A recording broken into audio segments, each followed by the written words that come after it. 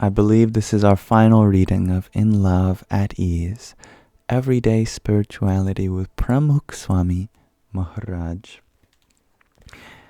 For those who don't know, he was a spiritual guru and president of an international organization that has done a lot of humanitarian work all around the world. This book was not about the organization or the tradition that he followed, but about how he was in love and at ease all of the time, and how we can too, regardless of our background.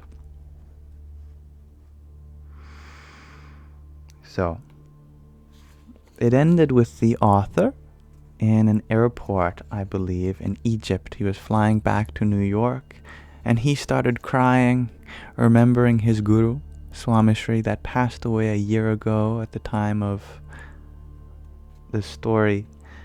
And this sheikh, this Muslim spiritual leader, was also crying because he was standing over the shoulder of Yogi, watching the tributary video on Yogi's phone. And Yogi was confused why he was crying. I don't even know you. And he mentioned that actually he had met Swamishri many years ago. So they were talking about his guru. Yogi was relating to him a story of when his guru apologized to him. I started to cry, Sheikh Sahib.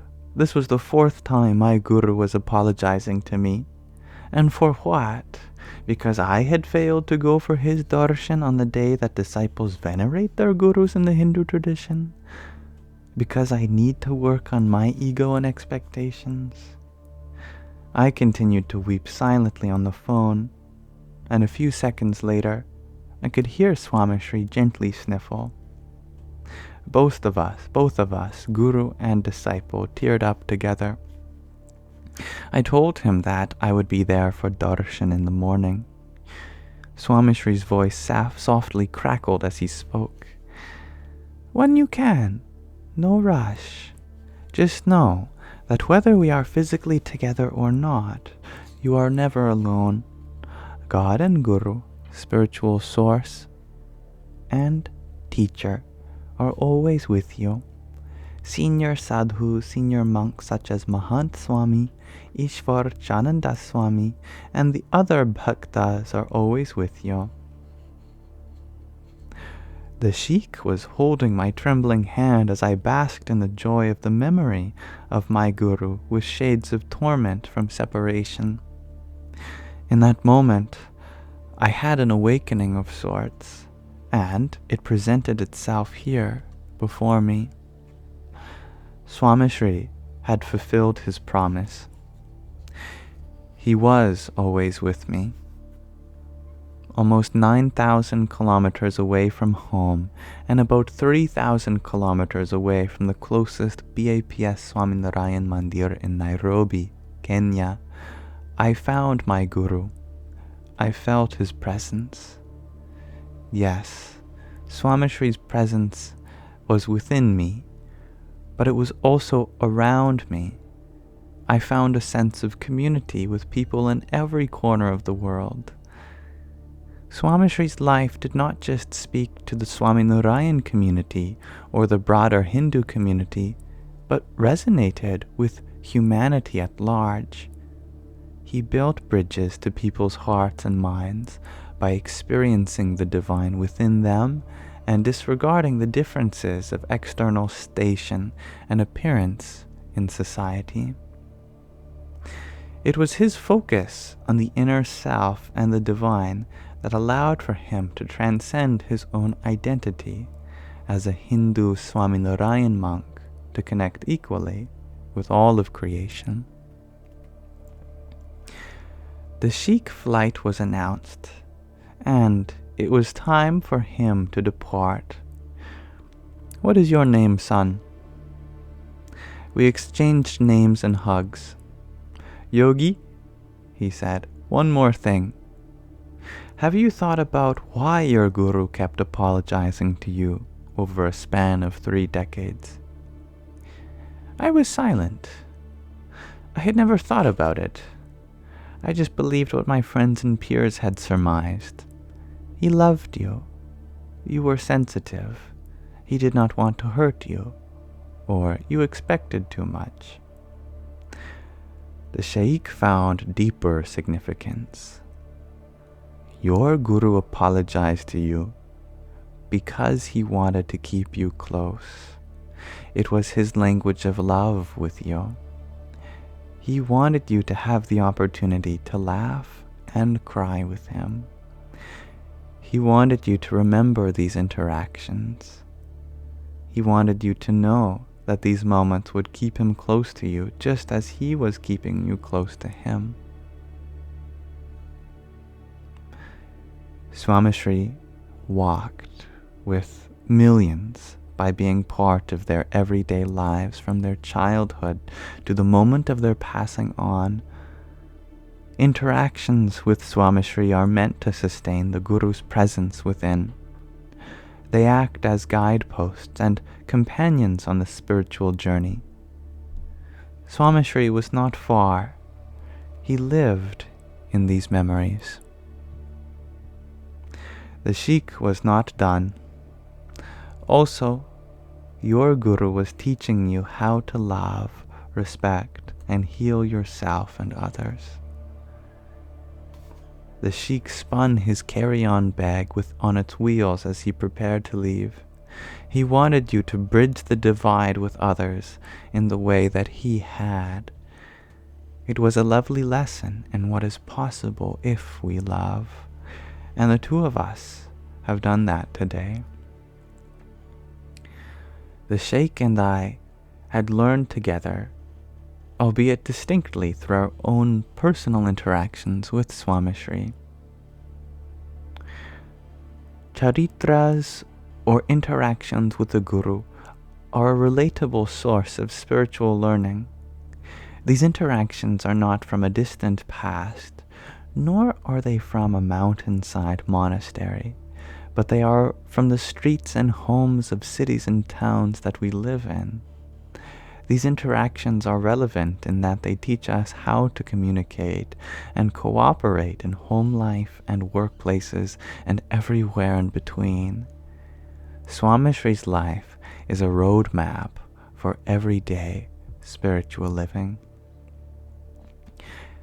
Finally, these interactions are effective because they are multivalent. Like scripture, each interaction is open to interpretation according to the seeker's journey. Though each interaction in this book has been classified in a themed chapter or with a specific spiritual lesson, a seeker can easily find numerous lessons from Swamishri's words and actions. I made what I could of each interaction. I hope that the readers will find their own lessons. Spiritual reflection, antardrishti, is an intellectual exercise above all else.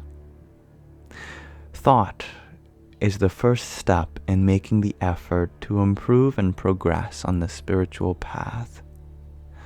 One must think through the actions and ideas one is emulating to advance in one's spiritual maturity. For Swamishri, it was not enough for people to merely be religious or call themselves spiritual without implementing these lessons in their day-to-day interactions. Without this transformation, one goes through the motions of ritual, community belonging, and even service and worship without advancing on the spiritual intimacy with the inner self, the Atman, the Guru, and the divine, the Paramatman, the higher self. Swamishri's lessons of eyeless and all-embracing love, bhakti and seva, loving devotion and selfless service, result in a state of ease, a constant communion with the divine. They allow one to live here while experiencing there. Swamishri's spiritual lessons do not just prepare people for tomorrow, they prepare them for today, for now. They empower people to experience moksha, spiritual transcendence in the everyday, to be in love, at ease. Spiritual masters are unforgettable. They are eternal. Reflecting on Swamishri's life while writing this book helped me realize that I am not alone. I never would be. Swamishri walked with me then and is walking with me now. He continues to give. My memories of his smiles, laughs, tears, frowns, and drops of sweat bring me one step closer to being in love, at ease. For Swamishri, in the joy of others lies our own. Living this and inspiring it for over a century is why he is humanly divine.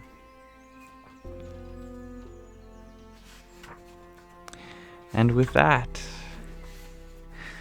we are finished with this book, reading the 360th page, one for every degree in a circle. A well-rounded book this has been. So I'm very grateful for Sky Guardian for sending that book for us to read. And I'm very grateful for Yogi, the author, for letting us read this whole book live. And in my email interactions with him, he said something really beautiful that stood out to me, that as he continues to reflect on his own words writing this book, he said that he has discovered that he never wrote the book. Swamishri did. And that touched my heart. So, thank you deeply for listening. If we are very lucky, Yogi Trivedi, the author, has generously accepted to have an hour of his time away from his PhD dissertation to allow me to interview him just for our Sangha. He has not accepted any other invitation for the last year, so it's a deep honor. If something comes up, it's okay. I have no expectations, but if you all had any questions that you'd like for me to relay to Yogi, now that we've finished the book, the only way to know more is to ask the man himself. So please let me know. Thank you. Namaste. Jai Swaminarayan.